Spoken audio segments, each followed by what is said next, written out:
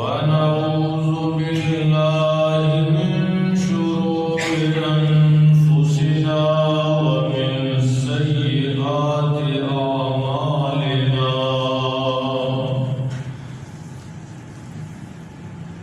من يهده الله فلا مضل له ومن يضلله فلا هادي له وأشهد أن لا إله إلا الله وحده لا شريك له وأشهد أن محمدًا عبده ورسوله أرسله بالحق بشيرا ونذيرا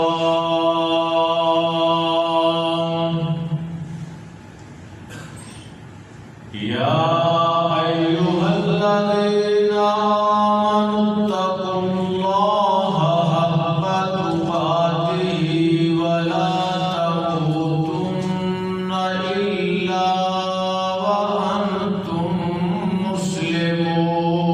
مسلمون يا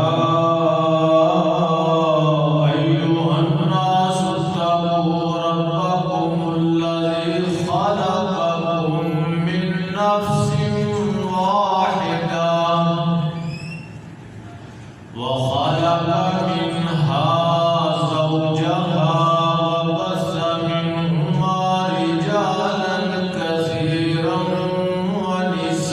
ونساء واتقوا الله الذي تساءلون به والأرحام إن الله كان عليكم رقيبا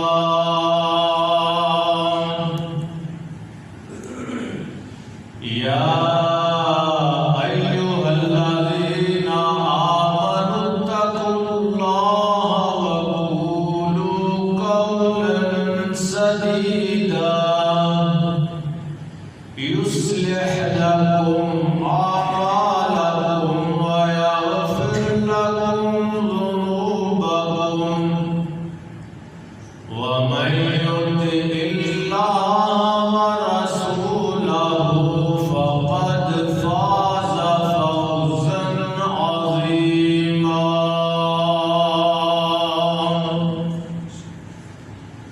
أما بعد فإن خير الحديث كتاب الله وخير الهدي هدي محمد صلى الله تعالى عليه وسلم وشر الأمور محدثاتها وكل محدثة بدعة وكل بدعة ضلالة وكل ضلالة في النار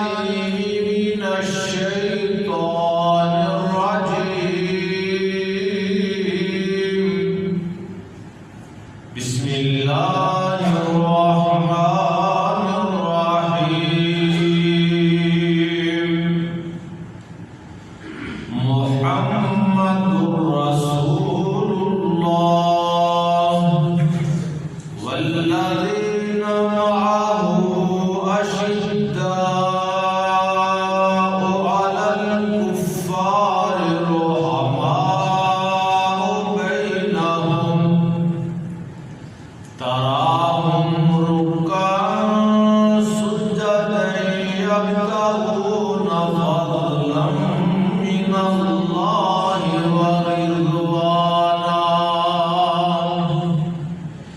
سيماهم في وجوههم من أثر السجود ذلك مثلهم في التوراة ومثلهم في الإنجيل كزرع أخرج شطأه فآزره فاستغلظ فاستوى على سوقه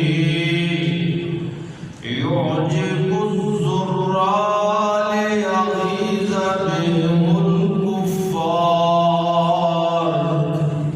وعد الله الذين آمنوا وعملوا الصالحات منهم مغفرة وأجرا عظيما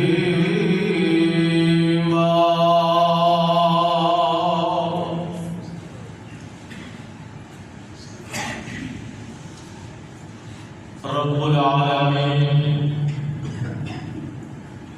سبحانہ و تعالی کی حمد و ثنا تقدیس بڑائی کبریائی اللہ کے لیے خاص ہے جو ہم سب کا خالق و مالک مشکل کشا اور حاجت روا ہے بے شمار انگن درود و سلام امام الانبیاء امام کائنات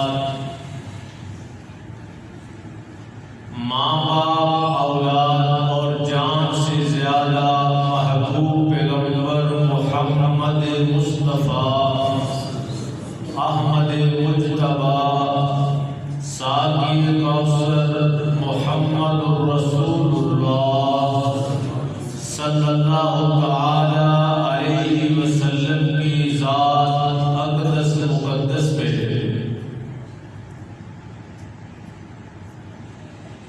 درود و سلام کے بعد یہ مہینہ جس میں ہم داخل ہو چکے ہیں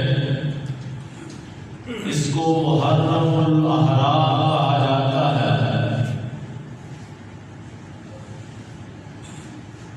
حدیث کی روشنی میں اس کو شہر اللہ کہتے ہیں، اللہ کا مہینہ۔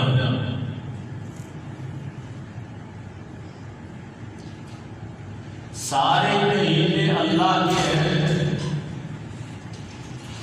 لیکن اللہ رب العالمین جس کو چن لے، جس کا انتخاب فرما لے، یہ اللہ کی مرضی ہے۔ ساری دنیا کے انسان اللہ کے بندے ہیں لیکن اللہ رب العالمین نے محمد رسول اللہ صلی اللہ علیہ وسلم کو خاص اپنا بندہ کہا ہے۔ جتنی بھی مساجد ہیں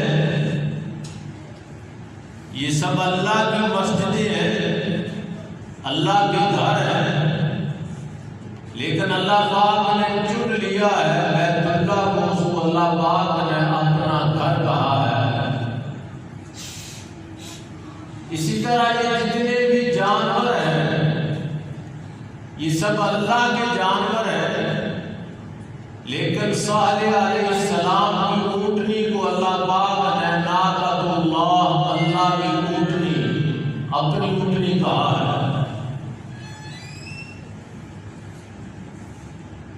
تو اللہ رب العالمین نے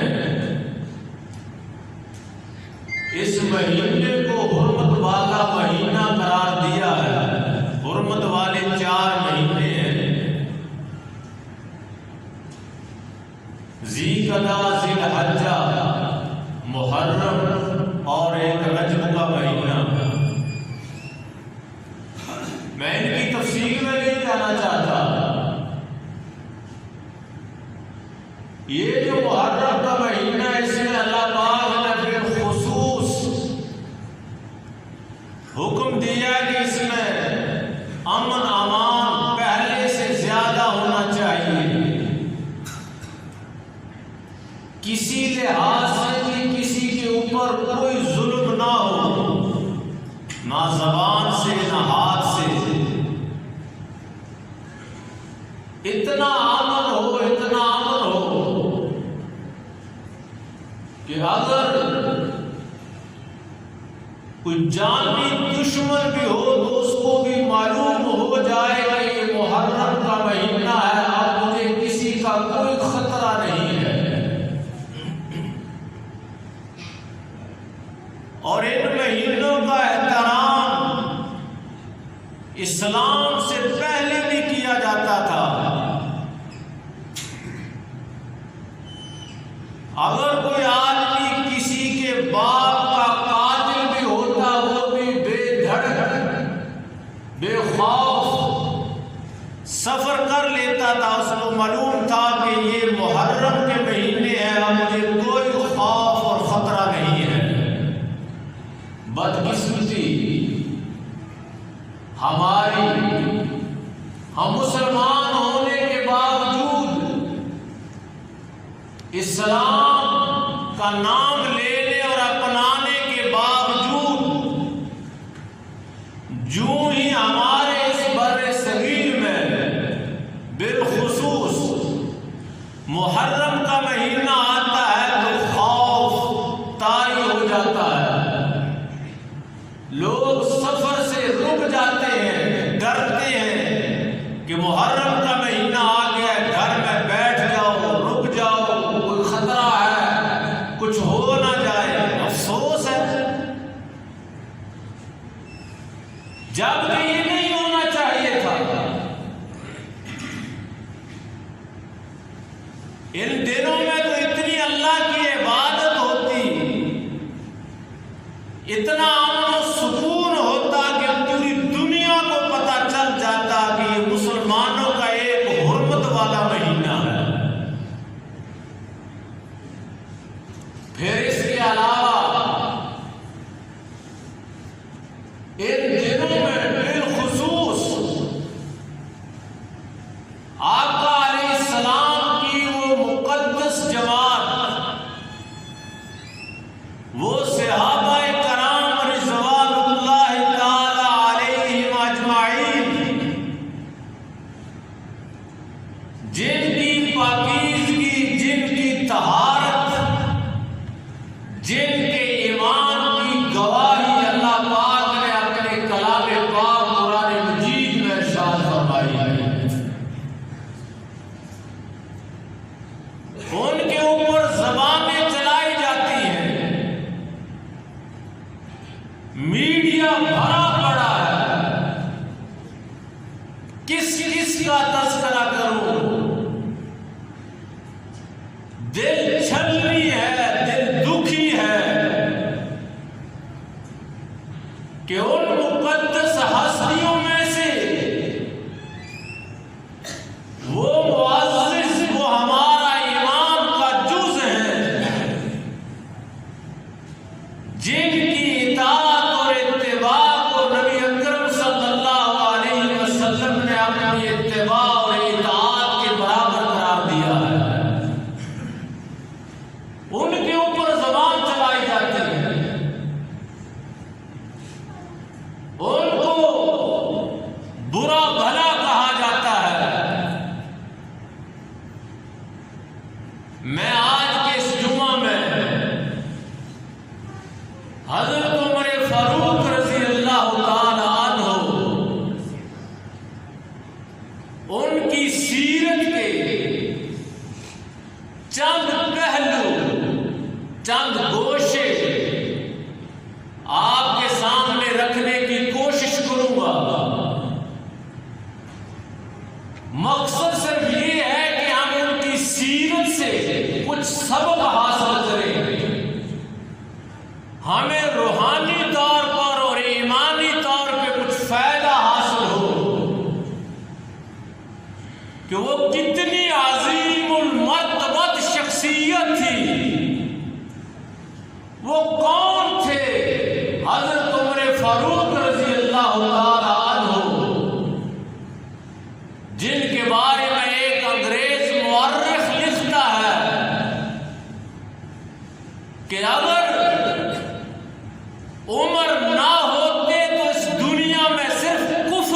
آتا،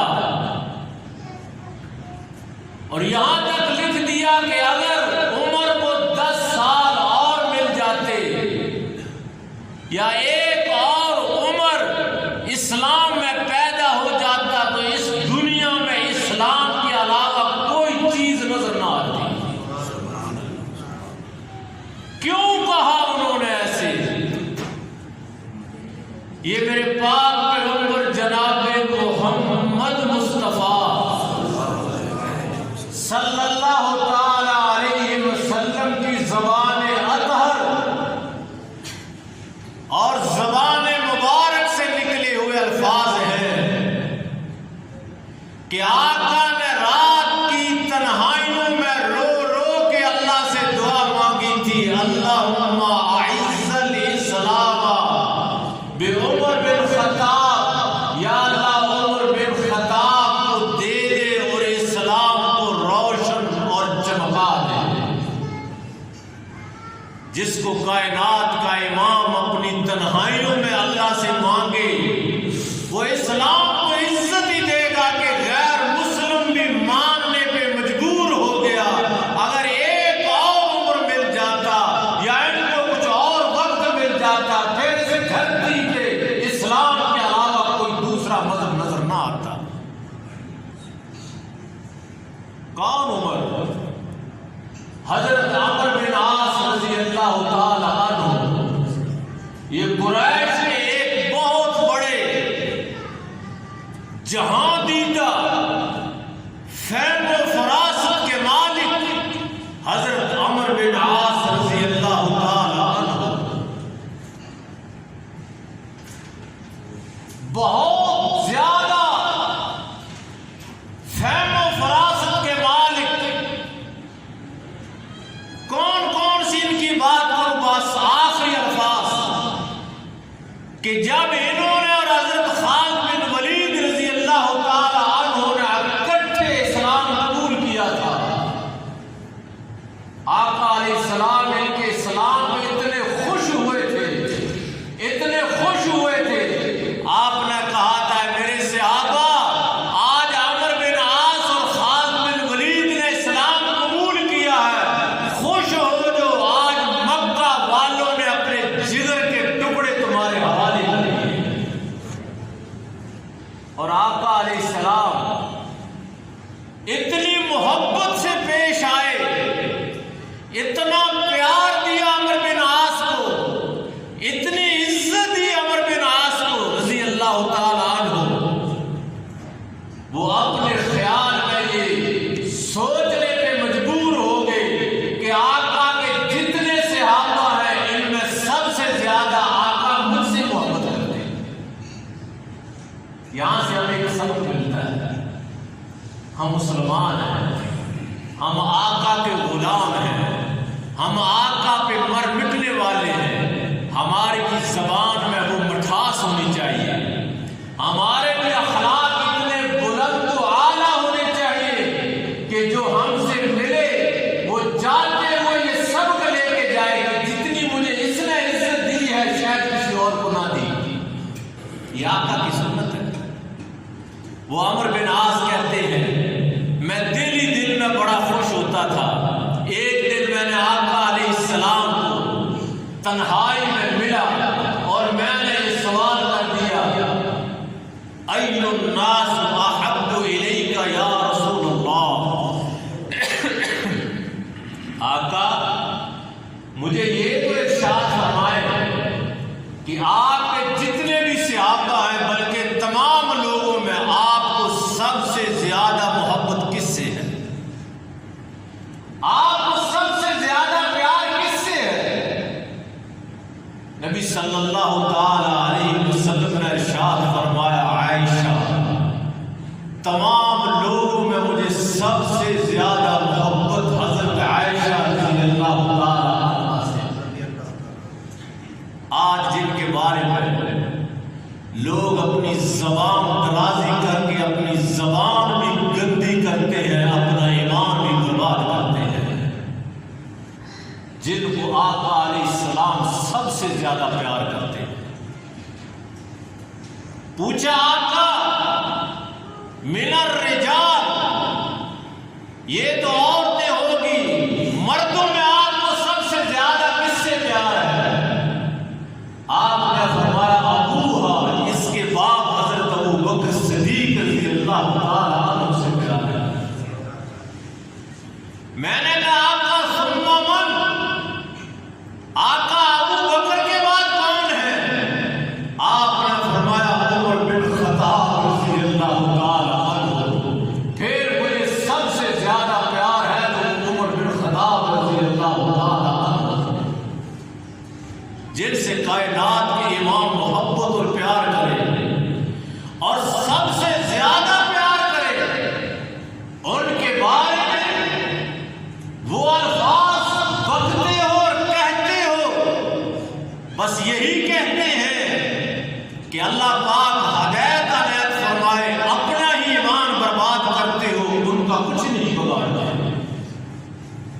عمر بن خطاب رضی اللہ تعالی عنہ، جن کو آقا علیہ السلام نے اللہ سے رو رو کے مانگا، اسلام قبول کیا، اور حضرت عبداللہ ابن عباس رضی اللہ تعالی عنہ فرماتے ہیں کہ جب حضرت عمر رضی اللہ تعالی عنہ نے اسلام قبول کیا، ہم گردن اٹھا کے چلنے کے قابل ہوئے تھے، پھر کوئی خوف اور خطرہ نہ رہا تھا۔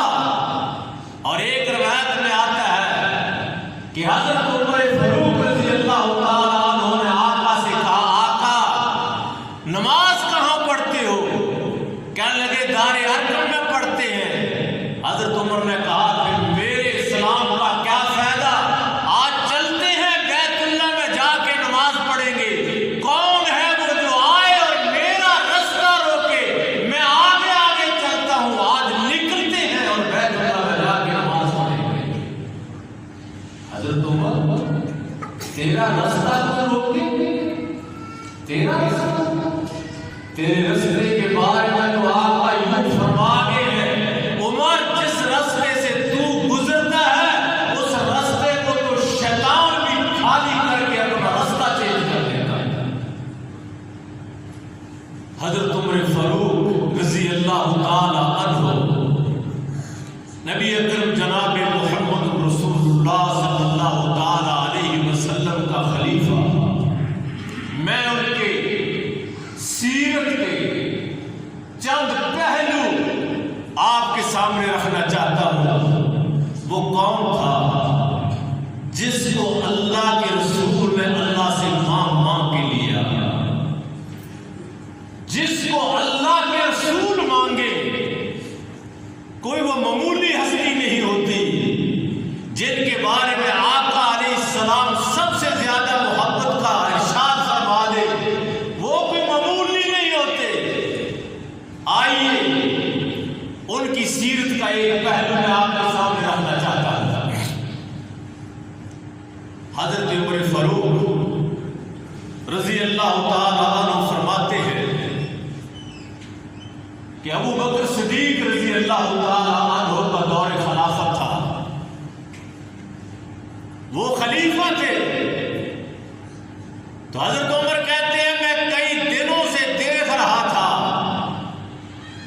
کہ ابو بکر صدیق رضی اللہ تعالی عنہ فجر کی نماز پڑھ کے مدینہ منورہ سے نکل جاتے ہیں، کہیں دور چلے جاتے ہیں اور کافی دیر کے بعد آتے ہیں۔ کہتے ہیں کہ میں محسوس کر رہا تھا، ایک دن میں نے پیچھا کیا کہ ابو بکر جہاں پہ جاتے ہیں کوئی عظیم کام ہوگا، ان کا کوئی بہت بڑا منصوبہ ہوگا۔ کہتے ہیں کہ ایک دن میں ان کے پیچھے پیچھے ہو لیا، چلتے رہے چلتے رہے، حضرت ابو بکر صدیق کو کوئی پتہ نہیں کہ میرا پیچھا کون کر رہا ہے۔ آگے جا کے دور پہاڑوں میں ایک پھٹا پرانا خیمہ ہے، ابو بکر صدیق اس میں داخل ہو گئے۔ حضرت عمر فرماتے ہیں کہ میں ایک پہاڑ کی چٹان کے اوٹ میں بیٹھ کے یہ سارا منظر دیکھنے لگا۔ میرے عزیز بھائی، بڑی غور کے ساتھ توجہ کے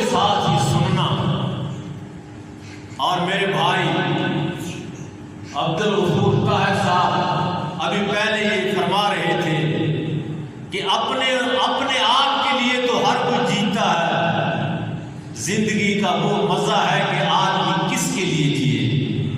کوئی ایسا کام کر جائے اللہ آسمان پہ راضی ہو جائے، اللہ کی مخلوق زمین پہ راضی ہو جائے۔ تو میرے ذہن میں یہ واقعہ آ گیا، حضرت ابوبکر صدیق رضی اللہ تعالی عنہ اس خیمے میں کچھ دیر رہے، پھر وہاں سے چلے گئے اور مدینہ واپس آ گئے۔ حضرت عمر فاروق کہتے ہیں میں اس خیمے میں گیا، میں نے جا کے پوچھا کہ دیکھا وہاں پہ ایک بوڑھی عورت ہے، اس کے بچے ہیں۔ میں نے پوچھا کہ یہ کون تھا، کون آیا تھا آپ کے خیمے میں؟ وہ عورت کہنے لگی میں نہیں جانتی یہ کون تھا اور کون تھا، یہ آیا تھا اور چلا گیا۔ عمر پوچھتے ہیں کب سے آ رہا ہے؟ کافی دنوں سے آتا ہے، کیوں آتا ہے؟ کہتی ہے کہ یہ میرے اس خیمے میں صفائی کرتا ہے، میرے بچے یتیم ہیں، ان کے ساتھ آ کے باتیں کرتے ہیں، ان کا دل بہلاتا ہے۔ میرے مشکیزے میں پانی نہیں ہوتا، یہ خود پانی بھر کے لا کے دیتا ہے۔ عمر فاروق وہاں سے نکلے، داڑھی آنسوؤں سے تر ہے اور رو رہے ہیں۔ اے ابو بکر، تو وہ کام کر کے جاتا ہے، میں سوچتا ہی رہ جاتا ہوں کہ میں آپ کے پاس آپ کے درجے کو پہنچوں، لیکن تو اتنے بڑے کام کر جاتا ہے، میں تجھے کیسے پہنچ سکوں گا؟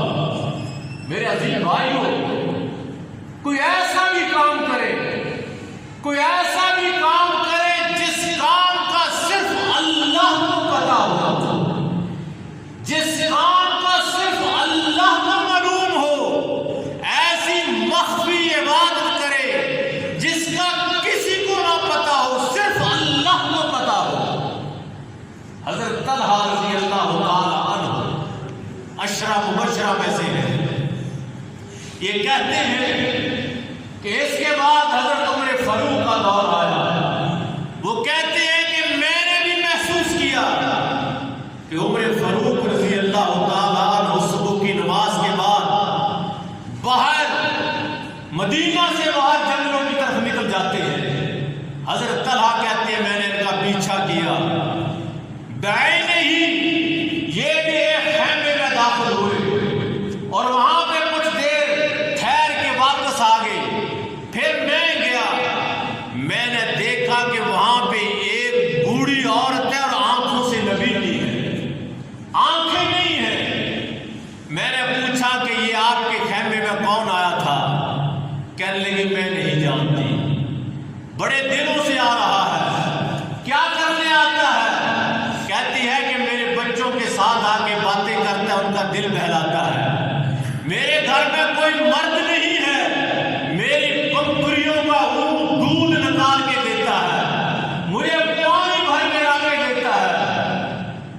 اگلا جو جملہ کہا وہ بہت قیمتی ہے، کہنے لگی میں نبیلی ہوں، مجھے نہیں پتا چلتا، میں یہاں بیٹھ کے بولو براز کر دیتی ہوں، یہ آتا ہے اور میرا بولو براز اٹھا کے باہر پھینک دیتا ہے۔ یہ کون ہے؟ یہ حضرت عمر فاروق رضی اللہ تعالی عنہ ہے۔ آئیے ہم بھی سبق حاصل کریں، اپنے دل کے اوپر ہاتھ رکھ کے دیکھیں، کوئی ایک ہمارا کام ہو، کوئی ایک ایسا کام جس کے اوپر ہم صرف یہ امید رکھیں کہ اس کام کا یا مجھے پتا ہے یا میرے رب کو پتا ہے۔ ہم چھوٹے چھوٹے کام کر کے فیس بکوں پہ چڑھاتے ہیں، چھوٹا سا عمل کر کے۔ آئیے کوئی ایک ایسا کام کرے جو صرف اللہ کو پتا ہو، جو اللہ کی رضا کے لیے ہو۔ مجھے نظر نہیں آتا، بہت ڈھونڈ کے دیکھا، ہر طرف ریاکاری دکھلاوا ہے۔ نبی اکرم جناب محمد رسول اللہ صلی اللہ تعالی علیہ وسلم نے فرمایا مجھے سب سے زیادہ جو خطرہ ہے کہ میری امت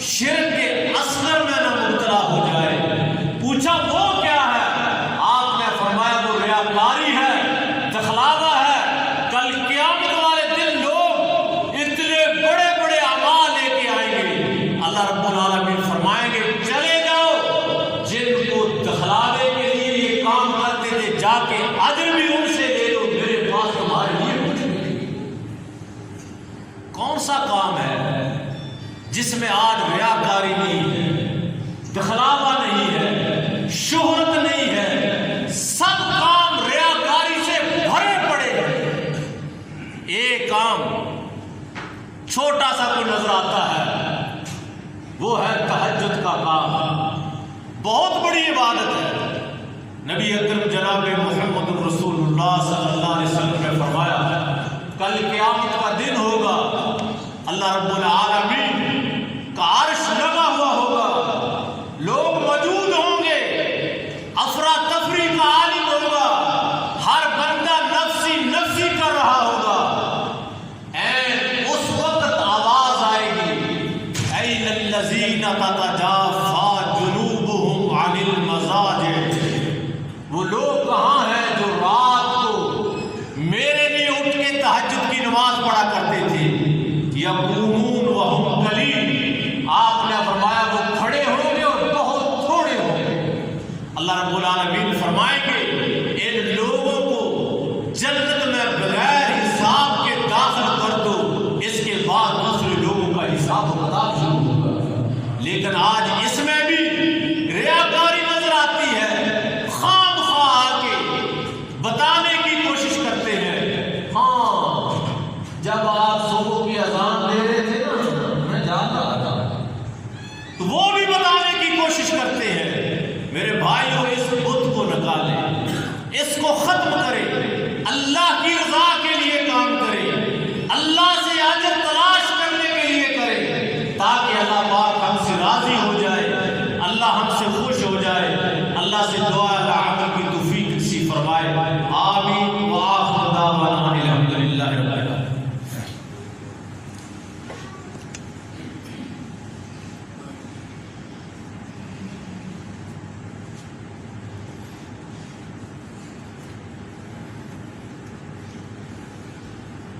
إن الحمد لله نحمده ونستعينه ونستغفره ونؤمن به ونتوكل عليه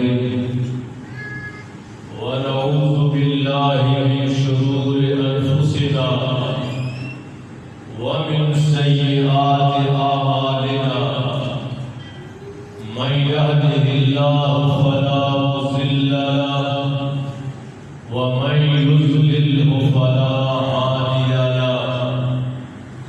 وأشهد أن لا إله إلا الله وحده لا شريك له وأشهد أن محمدا عبده ورسوله، أما بعد، محمد رسول الله والذين معه أشداء على الكفار رحماء بينهم، تراهم ركعا سجدا يبتغون فضلا من الله ورضوانا۔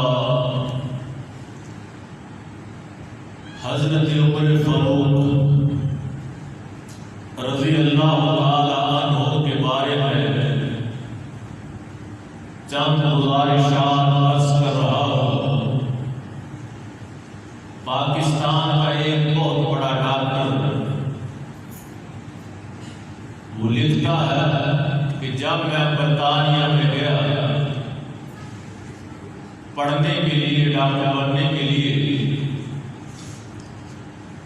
تو ایک دن ہمارے بہت بڑے پروفیسر سے ملاقات ہوئی،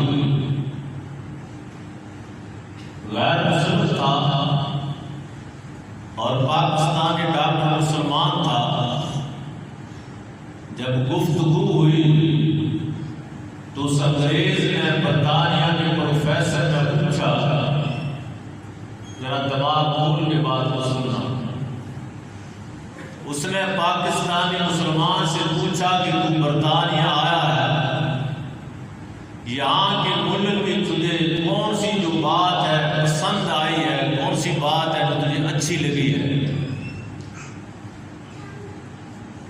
تو وہ پاکستانی ڈاکٹر کہتا ہے کہ میں نے ان کو کہا کہ مجھے جو سب سے زیادہ بات پسند آئی ہے، ویسے تو آپ کا یہ ملک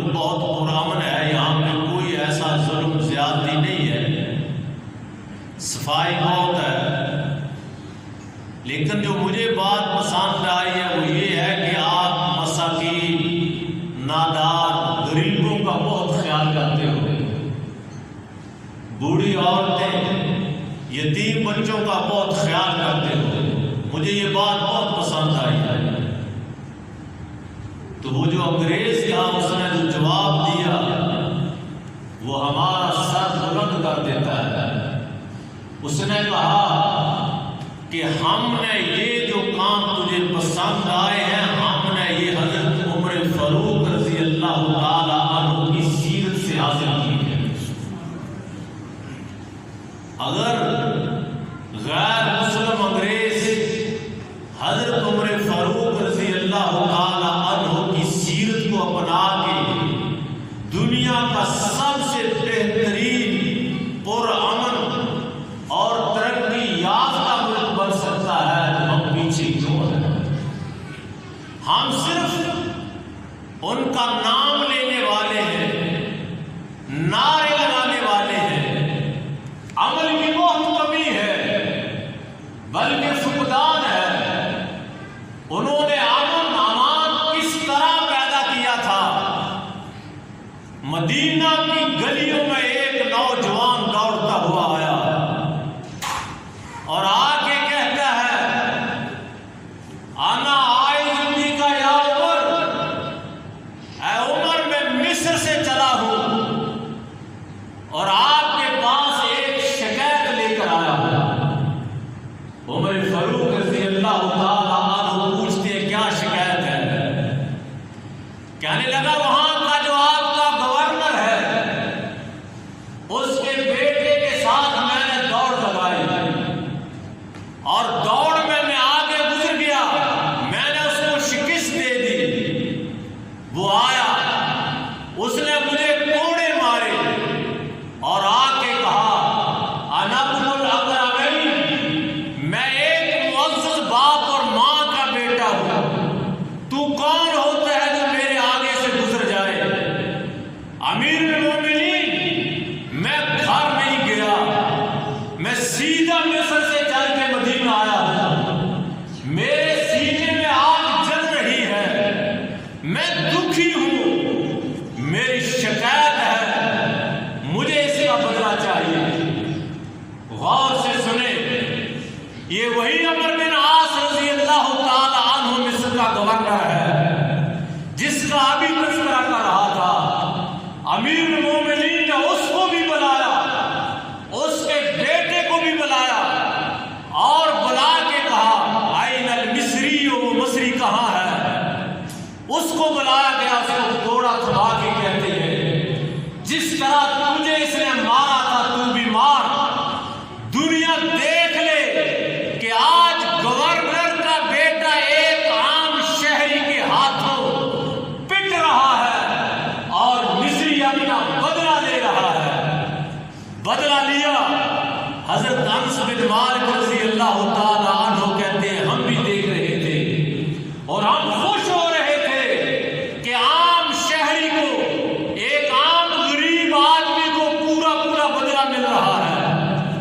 اس کے بعد امیر المومنین نے کہا، یہ اس کا باپ کھڑا ہے، اس کو بھی مارو. وہ کہنے لگا، امیر المومنین، اس کے باپ نے مجھے کچھ نہیں کہا، میں نے بدلہ لے لیا ہے. امیر المومنین نے کہا، اس کے باپ کو بھی لگنے چاہیے، اس نے اپنے بیٹے کی تربیت کیوں نہیں کی ہے. یہ پچھلے دنوں اسلام آباد کی خبر چھپی کہ ایک ہمارے پاکستان کے سفیر کے لڑکے نے ایک لڑکی کو دوسری منزل سے نیچے پھینکا، پھر چاقوؤں کے وار کیے، آخر میں اس کی گردن کو تن سے جدا کر دیا. پھر وہ زور ڈال رہا ہے کہ میرے اوپر کیس نہ چلے، اگر کیس چلے تو میں برطانیہ کا پیداوار میری پیدائش وہاں کی ہوئی ہے، میرے اوپر اس قانون کے مطابق عمل درآمد کیا جائے. اگر یہاں پہ امیر المومنین عمر بن خطاب کی حکومت ہوتی، آج اس کا بھی سر تن سے جدا کر دیا جاتا اور دنیا کو پتہ چل جاتا ہے اسلام سب کو برابر کے حقوق دیتا ہے.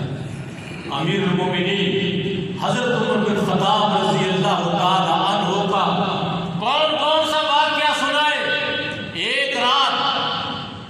یہ باہر نکلے اور کیا دیکھتے ہیں کہ ایک گھر سے بچے کی رونے کی آواز آ رہی ہے۔ امیر المومنین رضی اللہ تعالیٰ عنہ رک گئے، دروازہ کھٹکھٹایا، پوچھا کہ یہ بچہ کیوں رو رہا ہے؟ کہنے لگی اس بچے کی ماں، میں نے اس کو دودھ چھڑا دیا ہے، دودھ نہیں پلا رہی۔ کیوں نہیں پلا رہی؟ کہ امیر المومنین کا قانون ہے جب تک بچہ ماں کا دودھ پیتا ہے اس کا وظیفہ نہیں لگے گا، جب ماں دودھ چھڑا دے گی پھر بچے کا وظیفہ لگے گا۔ میں اس کو دودھ چھڑا رہی ہوں تاکہ جلد از جلد امیر المومنین اس کا وظیفہ مقرر کر دے۔ امیر المومنین وہاں سے روتے ہوئے گھر واپس آئے اور کل کو بلا کے یہ آرڈر جاری کر دیا کہ آج کے بعد جو بھی بچہ پیدا ہوگا اس کے پیدا ہوتے ہی اس کا وظیفہ شروع کر دیں گے۔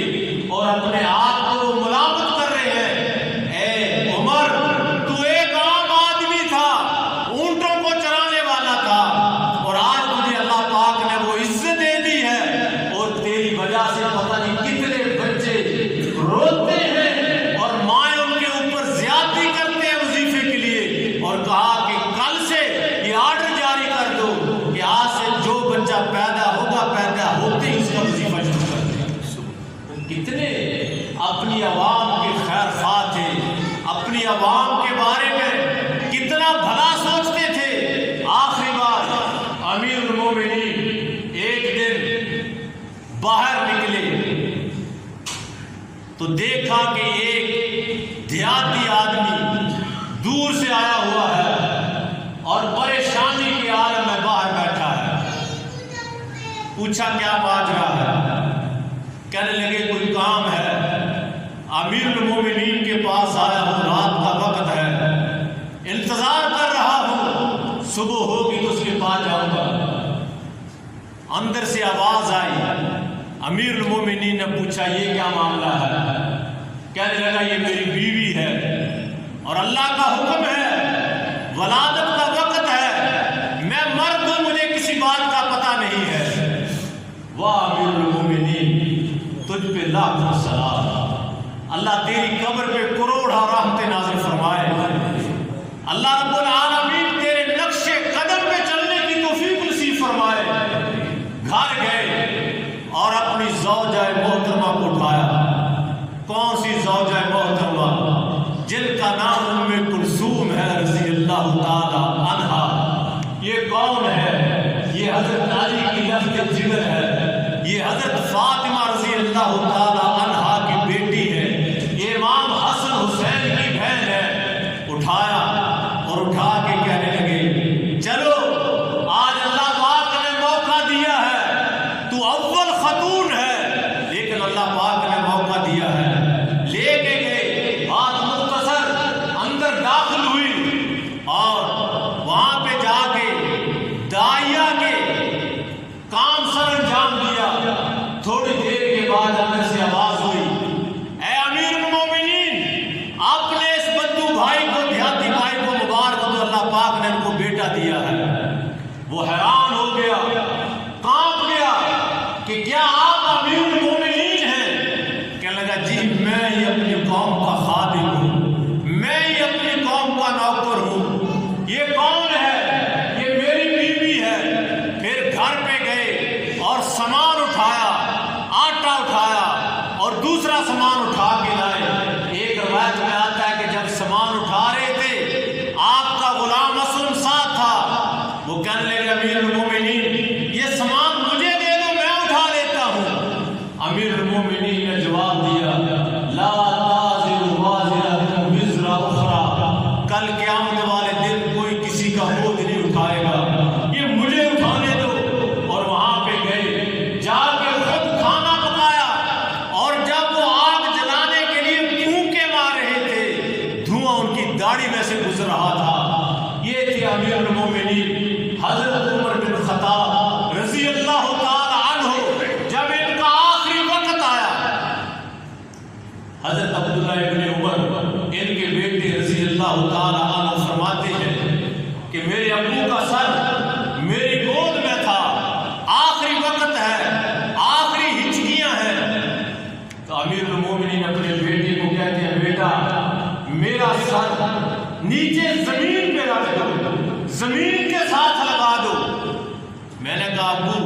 میں زمین پہ بیٹھا ہوں، آپ زمین کے قریب ہی تو ہیں۔ کہنے لگے نہیں میرے بیٹے، میرے گال جو ہیں یہ زمین کے اوپر رکھ دو، میں اللہ سے امید کرتا ہوں کہ اللہ کو مجھ پہ ترس آ جائے اور اللہ مجھے معاف کر دے۔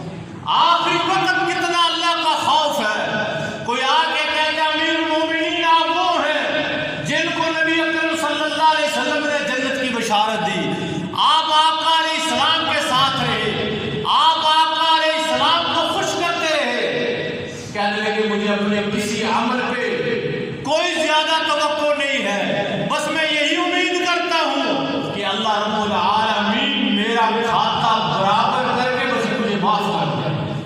ابھی اسی حالت میں پڑے ہیں، لوگ آپ کی تیمارداری کے لیے آ رہے ہیں۔ ایک نوجوان آیا اور آپ کی تیمارداری کی، جب واپس جانے لگا امیر المومنین کی نظر پڑی کہ اس کی جو ازار تھا، جو اس کا کپڑا تھا، اس کے ٹخنوں سے نیچے تھا۔